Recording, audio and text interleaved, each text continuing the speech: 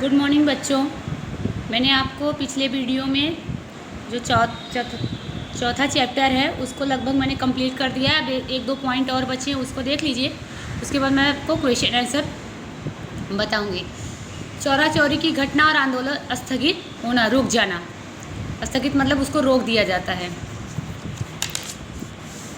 उत्तर प्रदेश के गोरखपुर जिले में स्थित चौरी चौरा कस्बे में 5 फरवरी 1922 निकले जुलूस के लोगों पर पुलिस ने गोलियां चलाई। पुलिस की गोलियां समाप्त हो गई, तब वे पुलिस चौकी में जाकर छिप गए। तो चौरी चौरा की घटना, चौरी चौरा उत्तर प्रदेश के गोरखपुर जिले में स्थित कस्बा है, गांव है। 5 फरवरी 1922 में निकले जुलूस, यानी कि जो हमारे यहाँ जुलूस निकलता है जिसमें बहुत सारे लोग एक साथ अपने हक के लड़ाई के लिए आगे बढ़ते हैं, लोगों पर पुलिस ने गोलियां चलाई। पुलिस की गोलियां समाप्त हो गई। जब उनकी गोलियां समाप्त हो गई तो पुलिस चौकी में जाकर छिप गए। उत्तेजित भीड़ ने पुलिस चौकी को आग लगा दिया। उसमें 21 पुलिस वाले मारे गए। इस हिंसक घटना की खबर मिलते ही गांधी जी ने बताया कि अहिंसा का मूल्य नहीं समझने वाले लोगों के हाथ में सत्याग्रह का शस्त्र रखकर मैंने हिमालय जैसी भूल की है। हिमालय यानी सबसे बड़ी भूल की है। ऐसा कहकर असहयोग आंदोलन तत्काल वापस ले लेने की घोषणा की। उन्होंने क्या कहा? गांधी जी का कहना था कि वो अहिंसावादी थे। उन्होंने कहा क्या कि मैं आप लोगों को अहिंसा का मूल्य नहीं समझने वाले लोगों के हाथ में जो सत्याग्रह आंदोलन रखा वो क्या है, ये मेरी सबसे बड़ी भूल यानी हिमालय जैसी भूल है। तो उन्होंने ये तत्काल वापस ले लिया, स्थगित कर दिया, रोक दिया, क्योंकि इसमें 21 पुलिस वाले मारे गए और भीड़ पे गोली चली। भीड़ उससे उत्तेजित थी। जब इनकी पुलिस वाले की गोलियां ख़त्म हो गई तो जाके छिप गए चौकी में। तो असहयोग आंदोलन का महत्व और उसका प्रभाव। इस आंदोलन को अपने उद्देश्यों को प्राप्त करने में भारी सफलता नहीं मिली थी, परंतु अपने नकारात्मक और रचनात्मक कार्यक्रमों द्वारा उसने लोगों को उसके अधिकारों के प्रति जागृत किया। सरकार की तरफ एक विरोधी वातावरण निर्मित हुआ। लोगों में अन्याय के विरुद्ध संघर्ष की भावना प्रबल बनी। भारत के सभी वर्गों में राजनीतिक जागृति आई। स्वराज के लिए उनकी श्रद्धा अड़ी बनी। लोगों में से लाठी दंड और जेल का भय दूर हुआ। युवक और स्त्रियां भी राष्ट्र सेवा में आगे आई और कांग्रेस लोगों की संस्था बनी। देश में राष्ट्रीय शिक्षा देने वाली संस्थाएं शुरू हुई। अंग्रेजों की जगह हिंदी को महत्व मिला। जो राष्ट्रीय आंदोलन अब तक शहरों, नगरों तथा बुद्धिजीवियों तक सीमित था, वह गांव-गांव और समान जनता तक फैला। स्वराज्य दल, आपका एक क्वेश्चन भी है, आगे आप पढ़ोगे तो आपका एक क्वेश्चन है। मैं आपको बता दूं कि देखिए, आपका है संक्षिप्त टिप्पणी लिखी है, यानी छोटे में इसको लिखना है आपको। टिप्पणी माने उसका परिचय बताना है। पहला है विदेशों में क्रांतिकारी आंदोलन, मैं अभी बता दूंगी आपको। रोलेट एक्ट भी, जलियांवाला बाग हत्याकांड मैंने आपको पढ़ा दिया है, फिर भी मैं इसको बता दें। लेकिन स्वराज्य दल मैं अभी आपको बता रही हूँ कि इसके बारे में क्या क्या है, तो ये टिप्पणी उसी प्रकार आपको लिखना है। लोगों में राजनीतिक जागृति की टिकाए रखने के उद्देश्य से असहयोग आंदोलन स्थगित होने के बाद चित्तरंजन दास, मुंशी और मोतीलाल नेहरू ने स्वराज्य दल की रचना की। उनका उद्देश्य धारा सभाओं में प्रवेश कर सरकार की अयोग्य नीतियों का विरोध करना था। स्वराज्य दल के स्थापकों ने भी गांधी जी के अस्पृश्यता निवारण, हिंदू मुस्लिम एकता, चरखा चलाना, नशाबंदी आदि रचनात्मक कार्यों को स्वीकार किया। उन्होंने भी जितने भी गांधी जी ने नियम बनाए थे उसको ये लोग भी स्वीकार किए। उस समय नवंबर 1923 आयोजित धारा सभाओं के चुनाव में स्वराज्य दल शामिल हुआ और केंद्रीय धारा सभाओं और कुछ प्रांतों की धारा सभाओं में स्वराज्य दल की उम्मीदवार चुनकर आने से स्पष्ट बहुमत मिला, जबकि बंगाल प्रांत में बहुमत नहीं मिला। फिर भी एक बड़े और मजबूत दल के रूप में स्थान प्राप्त कर सका। केंद्रीय धारा सभाओं के दल के नेता के रूप में मोतीलाल नेहरू और बंगाल प्रांत में नेता के रूप में चित्तरंजन दास का चयन किया गया। स्वराज्य दल ने सरकारी बजट और विधेयक को नामंजूर कर अपनी अन्यायपूर्ण नीति रीति का विरोध किया है, जिससे जनता के प्रश्नों की तरफ सरकार का ध्यान देने के लिए विवश होना पड़ा। स्वराज्य दल के कार्यों के कारण ही सरकार को साइमन कमीशन की नियुक्ति 2 वर्ष पहले करनी पड़ी।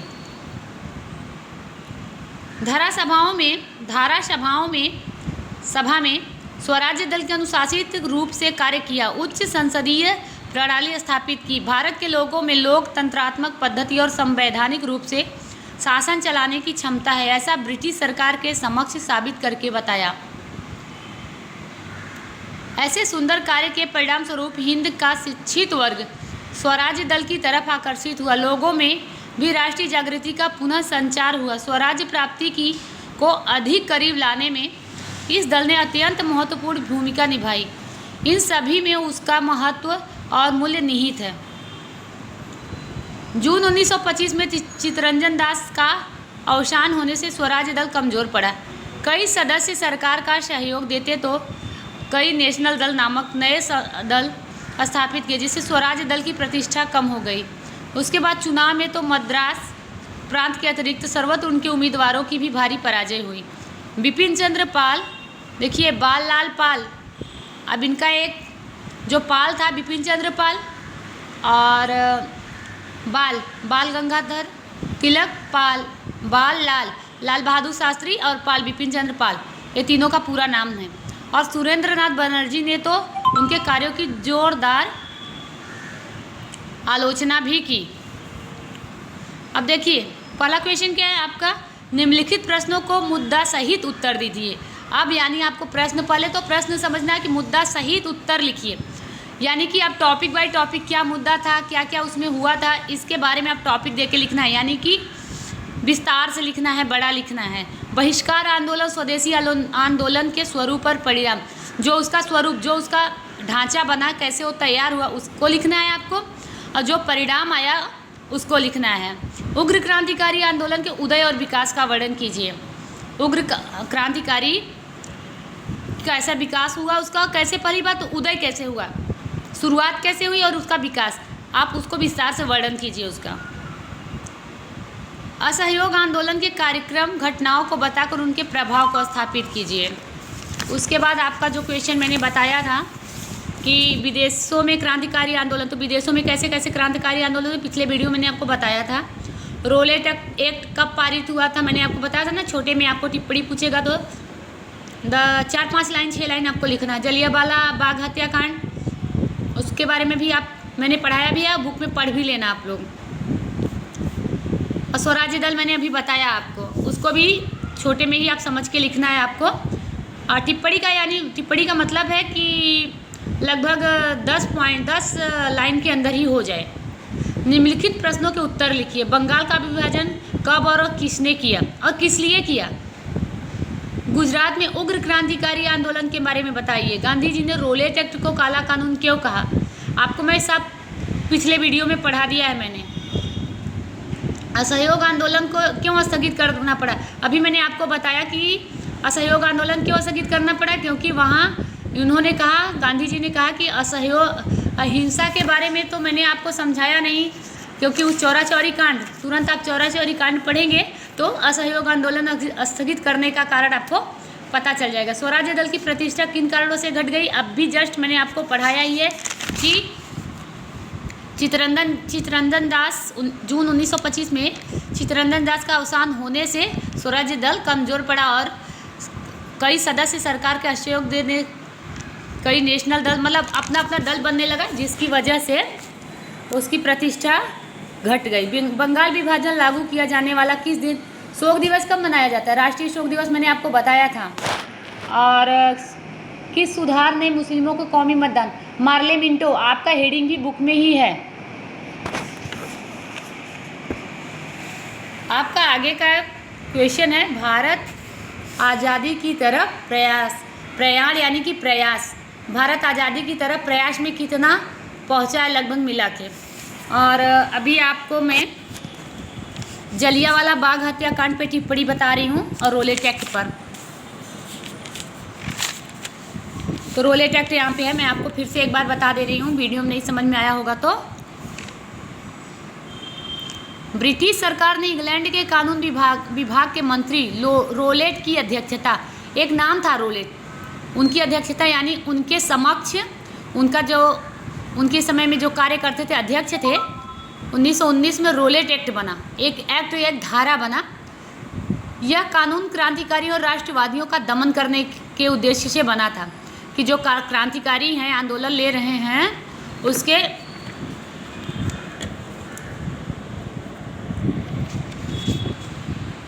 क्रांतिकारी और दमन, उनका विनाश करने के लिए बना।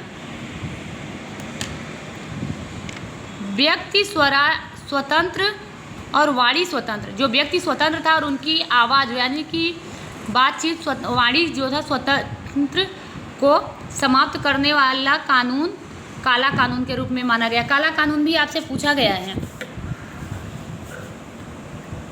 इस कानून के अनुसार किसी भी संदेहास्पद व्यक्ति को, जो काला कानून बना उसमें क्या था, पहला ही क्या था कि इस कानून के अनुसार किसी भी संदेह, आपको जिस पे भी संदेह हो उसको तुरंत गिरफ्तार किया जा सकता, उस पर मुकदमा चलाए बिना, उस पर मुकदमा मत करो लेकिन फिर भी उसको कई दिनों तक जेल में बंद रखा जा सकता था, जिससे गांधी जी ने उसे काला कानून कहा। उनके कहने का मतलब ही यही था कि जिसमें सिर्फ शक के आधार पर उसको गिरफ्तार कर लो और बिना उसका बिना मुकदमा चलाए उसको कई दिनों तक जेल में बंद रखो, ये क्या है, कौन सा कानून था, इसलिए उसको गांधी जी ने काला कानून कहा।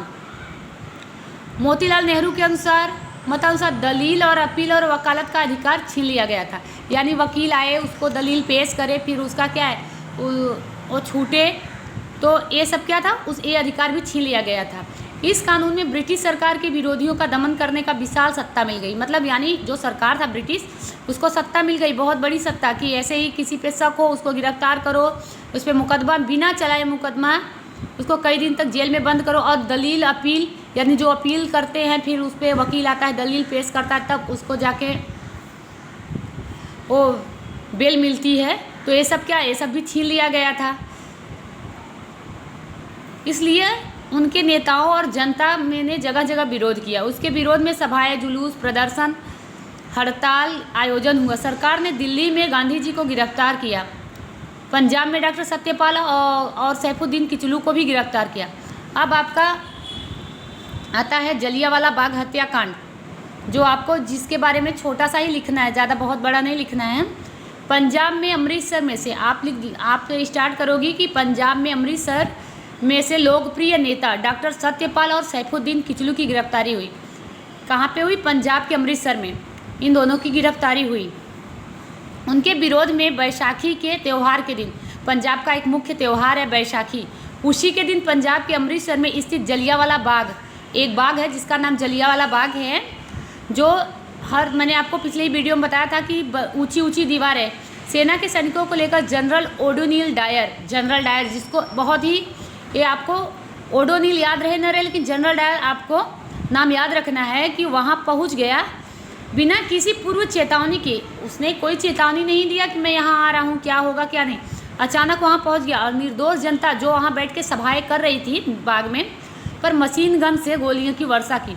बाग के चारों तरफ बहुत ऊंची ऊंची दीवार थी और एक बहुत ही छोटा दरवाज़ा था बाहर निकलने के लिए। असंख्य लोग गोलीबार का भोग बने, यानी कि ऊंची ऊंची दीवार के अंदर सभाएं हो रही थी और उसमें अचानक ही दरवाजे के पास से गोलीबारी चालू हो गई, तो निकलने वाले निकलेंगे कैसे, इसलिए इसमें बहुत सारे लोग मारे गए। सरकारी ब्यूरो के अनुसार, जब सरकारी ब्यूरो हुआ तो उसके अनुसार 379 लोग मारे गए और 1200 घायल हुए, जबकि कांग्रेस के अनुसार 1000 लोग मारे गए। ब्रिटिश सरकार की ओर से जांच करने वाले हंटर कमीशन ने जनरल डायर का बचाव किया। जो कमिश्नर था वो जनरल डायर का बचाव किया और कहा अज्ञानता में हुई प्रमाणिक भूल के रूप में क्षम्य मना, मतलब इसको क्षमा करिए, ये अज्ञानता में हो गया। लेकिन जब दूसरी तरफ डायर जब इंग्लैंड गया तो उसको पूर्ण रूप से सम्मानित किया गया, उसको 2000 पाउंड तथा एक तलवार भेंट करके सम्मानित किया गया। इससे भारत के लोगों में बहुत ज़्यादा आक्रोश हुआ और वो क्या किए, ज़बरदस्त आघात लगा और उनको बुरा लगा और बहुत ही यह अमानवीय घटना के ऊपर गांधी जी क्या किए, बाद में गांधी जी ने अंग्रेज़ों के प्रति जो उनके गांधी जी के मन में अंग्रेज़ों के प्रति स्नेह था या जो श्रद्धा बची रही थी उससे भी वो हो गए। एकता स्थापित करने में अपने एक बात और है कि ये जो हत्याकांड हुआ जलियांवाला हत्याकांड, इससे हमारे भारत के जो नागरिक थे उसमें समानता एकदम अच्छा हो गया कि ये सहयोग आंदोलन में स्थापित हो गया। ये लोग अब इनके अंदर एक ही भावना थी, या तो हमको आज़ादी चाहिए या तो फिर हम हंसते हंसते शहीद हो जाएंगे। तो ये सब एकता के प्रतीक माने जाते हैं। एकता में देखिए लिखा है, राष्ट्रीय एकता स्थापित करने में महत्वपूर्ण भूमिका निभाई जलियांवाला बाग हत्याकांड। ठीक है बच्चों, आपको क्वेश्चन जो भी नहीं समझ में आया क्वेश्चन पढ़ना, फिर कमेंट करना। व्हाट्सएप ग्रुप है उसमें आप भेज देना, मैं देखूंगी। उसके बाद आपको अगले वीडियो में भारत आज़ादी की तरफ प्रयाण आपका 5वां चैप्टर है। 5वां चैप्टर में पढ़ाने के बाद ही आपको आगे भूगोल पढ़ाना चालू करूँगी। Thank you.